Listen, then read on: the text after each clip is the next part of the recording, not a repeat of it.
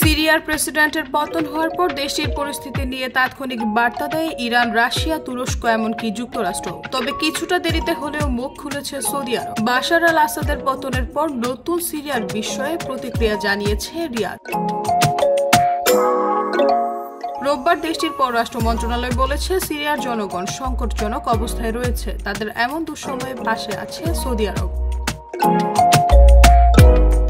বিবৃতিতে বলা হয়েছে, সিরিয়ার ইতিহাসের এই সংকটময় সময়ে সৌদি তাদের সহায়তা অব্যাহত রাখবে। কোনোভাবেই যেন বিশৃঙ্খলা তৈরি না হয় এ নিয়ে সতর্কবার্তা দিয়েছে বাদশাহ সালমান প্রশাসন। সেই সাথে আন্তর্জাতিক সম্প্রদায়কে সিরিয়ার অভ্যন্তরীণ বিষয়ে হস্তক্ষেপ না করে দেশটির জনগণকে সমর্থন করার আহ্বান জানানো হয়েছে।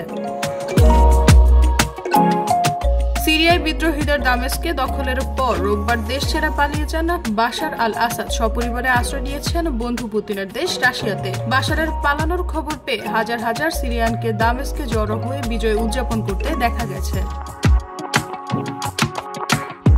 বাবা হাফিজ আল বাসাদের মৃত্যুর পর 2000 সালে বাশার আল আসাদের শাসনকাল শুরু হয়। প্রথমে সংস্কারের প্রতিশ্রুতি দিলেও পরবর্তী সময়ে বাবার মতোই কর্তৃত্ববাদী শাসক হয়ে ওঠেন তিনি। বাশার আসাদের বিরুদ্ধে অভিযোগ উঠে মানবাধিকার লঙ্ঘন ও বিরোধীদের উপর দমন পীড়নের। এর আগে 2011 সালে আরব বসন্ত ঘিরে বাশার আসাদের ক্ষমতার মসনদ নড়ে উঠেছিল।